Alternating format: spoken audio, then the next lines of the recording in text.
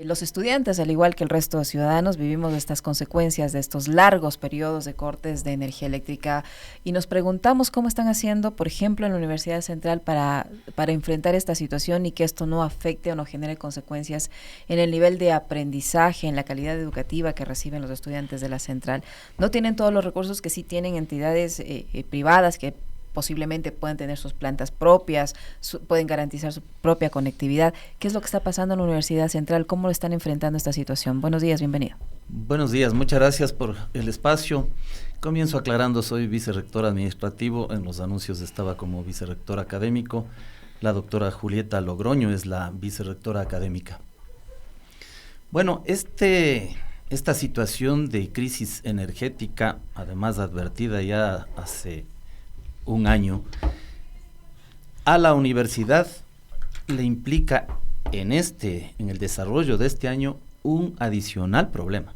Este año ha sido un año muy complejo, porque recordarán ustedes que nosotros nos posesionamos el 8 de marzo e inmediatamente recibimos una denuncia que fue tramitada por el CES, que luego tuvimos que enfrentar acciones de carácter judicial, que finalmente terminaron dándonos la razón a las autoridades, que nuestra elección fue legítima, que además el CES incurrió en violaciones de derechos constitucionales y también, sobre todo, la violación a la autonomía universitaria en el manejo de los procesos electorales. Esto viene a abundar en los problemas de nuestra universidad, porque evidentemente hemos tenido que sortear aspectos de orden administrativo, pero también ahora del manejo académico, porque además la educación de calidad, que es la que buscamos y que debería instaurarse finalmente en la Universidad Central, viene arrastrando un problema ya desde pandemia. Desde allí se afectó la calidad de la educación, bueno, en el mundo entero, esta afectación, pero básicamente en el Ecuador y en la Universidad Central. No hemos podido aún superar esas etapas. Esto viene a incrementar la dificultad para los estudiantes, para los docentes. Hemos tenido que mejorar nuestros procesos administrativos, pero tienen un retraso porque evidentemente la falta de energía nos afecta los procedimientos, administrativos, pero también los aspectos de orden académico. En los aspectos administrativos todos los procesos van demorándose, nos complica porque estamos por terminar el año y por tanto debemos realizar la ejecución presupuestaria máximo hasta finales de este mes. Todo ello nos va afectando. En lo administrativo hemos buscado la forma de poder laborar en horarios diferenciados. El personal, con toda la buena voluntad, se ha trasladado a lugares que por ventaja en la universidad tenemos y que pueden ser utilizados porque hay energía, que no se limita por la circunstancia de tener el hospital del día. Entonces, ciertas unidades, ciertos departamentos cercanos al hospital del día tienen energía, entonces para allá se traslada el personal. ¿No tienen planta ninguna de las facultades? ¿Una planta tenemos generadores en algunas facultades, no en todas las facultades, quizás en las más grandes sí tenemos esa posibilidad, pero no es suficiente. Y entonces también ha habido que establecer planes de contingencia en cada una de las unidades académicas, porque también hay que comprender que las unidades académicas tienen cierta autonomía y en ese sentido tienen sus propias regulaciones, porque además a veces en algunas facultades tienen horarios diferenciados. Tenemos facultades que tienen horario vespertino. Eso le quería preguntar, doctor. Ha causado mayor problema. Bienvenido, buenos días, qué gusto tenerte acá. Alex. ¿Cómo han cambiado las dinámicas, los horarios? Pues les habrá tocado ajustarse también a este asunto, que de alguna forma también modifica la forma de operar no solo de la universidad, sino también la vida de los propios estudiantes. Han tenido que cambiar horarios, modificar horarios, etcétera. Sí, en realidad esto afecta de manera integral a los estudiantes y a los docentes, así como a los servidores. Pero refiriéndome a la parte académica, hemos tenido que ajustar las horas de clase. ¿Sí? La hora que es efectivamente, hora de clase se reduce a 45 minutos, se modifican los horarios, se acortan las horas. Para modificar los horarios no se posibilita cuando los cortes coinciden con la tarde y noche, se impide el trabajo de los estudiantes. Entonces se ha tomado la decisión de que allí solamente las clases sean hasta las 5 de la tarde. Todo esto altera la calidad de la educación. Evidentemente no pasa? Es la que quisiéramos. ¿Qué pasa con los que tenían carreras en la noche o con las carreras que son online, por ejemplo? Allí lo que se hace es cambiar los horarios y trasladar también a una modalidad, llamémosle híbrida, o la que se conoce como bilearning, en el que efectivamente los estudiantes tienen que combinar la parte presencial, la parte sincrónica con la parte asincrónica. Los profesores tienen la obligación, a través de la plataforma Teams, básicamente, tienen la obligación de dejar grabando sus clases previamente. Los estudiantes, por ejemplo, pueden hacer uso también dependiendo de los cortes de energía en su propia casa, en su propio sector donde viven, para verlo en el momento que puedan acceder. Y obviamente los profesores tienen la obligación de realimentar en la próxima clase, y cuando es presencial, evidentemente asegurarlo al máximo ese nivel de calidad, que no es muy fácil en condiciones de estas que digo, ya vienen arrastrándose también desde la época de pandemia, porque hay que ser bien claros en esto. Pues tenemos 3 últimos gobiernos que apuntaron a políticas neoliberales que afectaron a las instituciones públicas, que no atendieron eso. Recordemos el tema pandemia, allí se afectó precisamente al sistema de salud, y ahora esta situación que incide nuevamente por no haber tomado medidas a tiempo para contrarrestar esta situación de crisis energética que se veía venir, que estaba de alguna manera anunciada. Entonces todo esto nos afecta. Las políticas con ese tinte de pensamiento político, económico, siempre afectan al sector público, en este caso a la universidad, a la educación, a la calidad de la educación de las universidades públicas, y a nuestros estudiantes que fundamentalmente proceden de sectores populares, y eso también les afecta en mayor medida, porque sus condiciones de conexión también son afectadas. Eso por un lado, y por otro son personas que digamos del poco tiempo libre que tienen o que les deja las tareas académicas, lo utilizan para trabajar, pues. Exactamente, su tiempo también de descanso acortado, tienen que recuperar clases, por ejemplo, los sábados, se ha tomado esa medida, también, eso dependiendo de las facultades, como digo, pero evidentemente está trastocada toda la organización familiar, inclusive,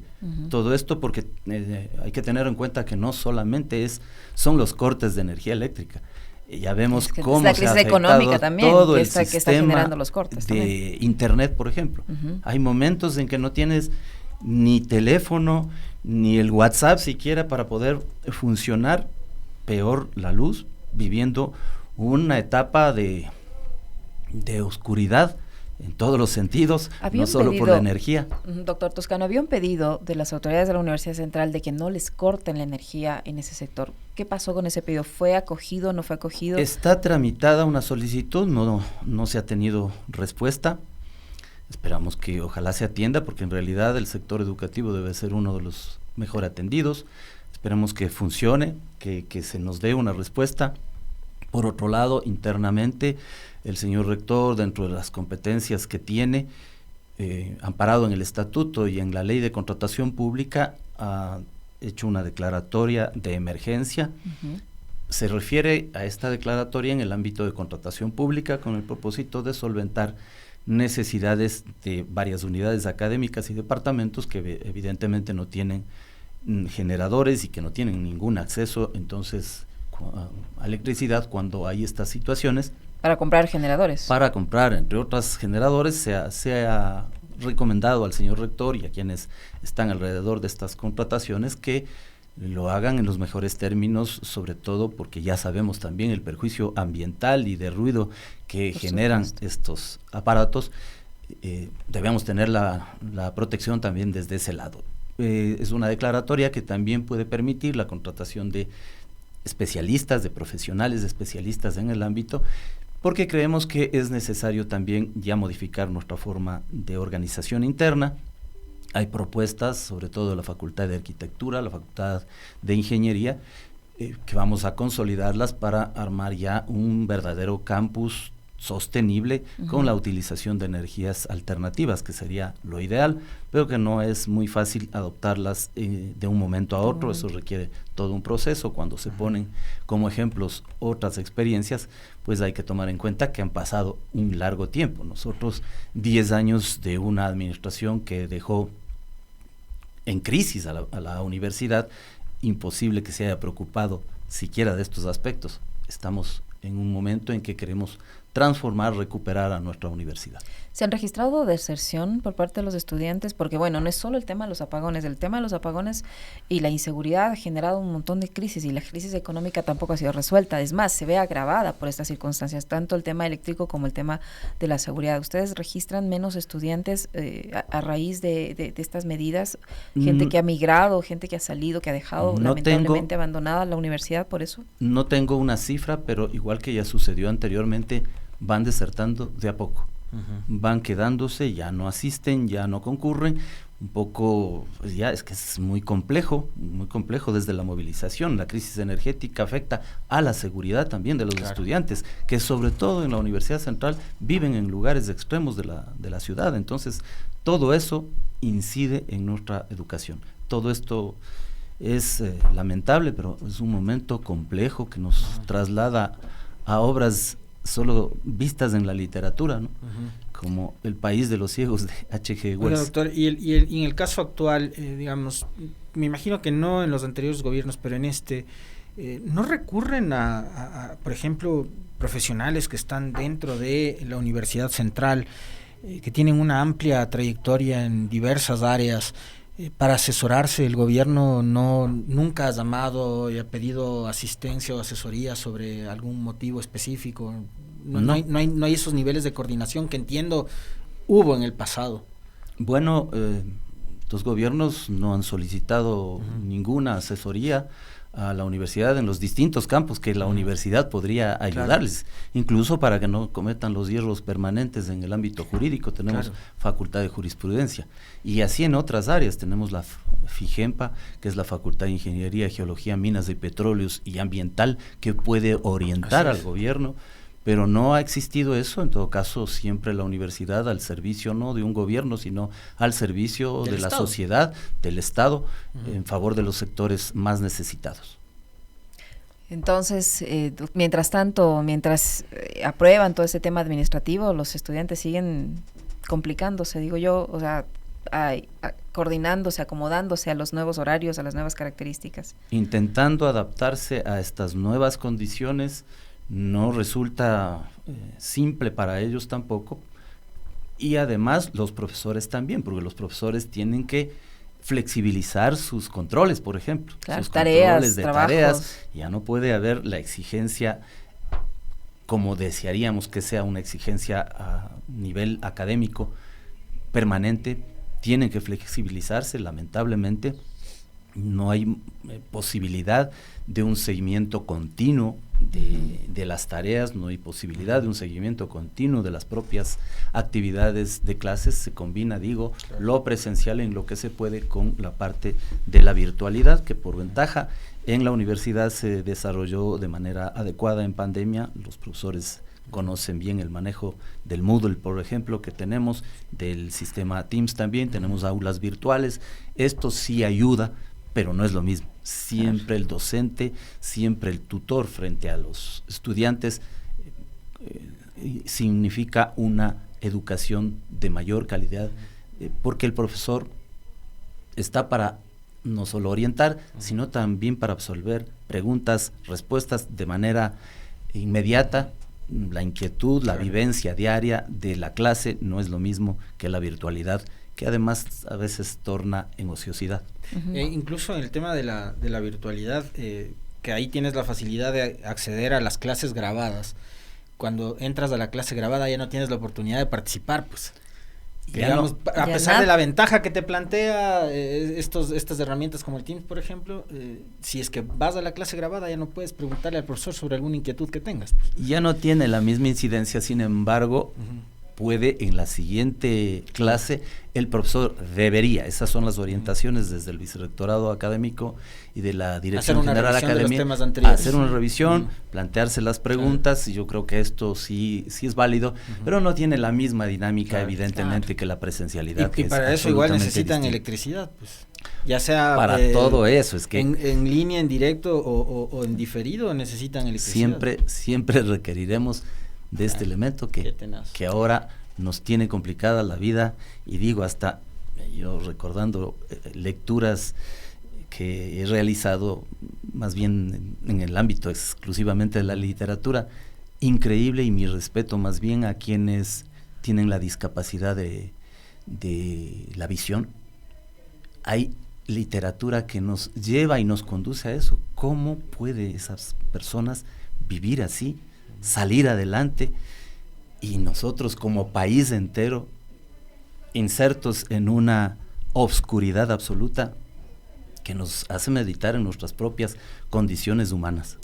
Doctor, para finalizar, ¿cuáles son las facultades más afectadas, las que están en más riesgo, digámoslo así? Porque otras, usted decía que tenían cierto nivel de conectividad en mejores condiciones, posiblemente una planta, un generador, no sé, pero de la Universidad Central, ¿cuáles son las más afectadas? Bueno, difícil de determinar cuáles más. Yo creo que todas tienen mucha afectación, porque incluso el uso de los generadores no puede ser permanente, no abastece todo un día, sobre todo en facultades que tienen doble jornada. Y si es que es por ese lado, tal vez yo diría que la Facultad de Ciencias Administrativas pudiera ser una de las más afectadas por sus horarios vespertinos. Facultad de Ciencias Económicas, igual, que no pueden acceder en la noche, sobre todo los estudiantes. Derecho, igualmente tiene doble jornada, y jornadas para aquellas personas que trabajan, que se viene a complicar, porque las jornadas de estas comenzaban 4 de la tarde, 5 de la tarde. Hoy tiene que terminarse la jornada a las 5 de la tarde, terrible, a las 6 de la tarde. Entonces, el acomodar esos horarios, el modificar esos horarios, realmente ha resultado una tarea compleja para las autoridades, para decanos, que son los directamente responsables de estas decisiones en sus facultades.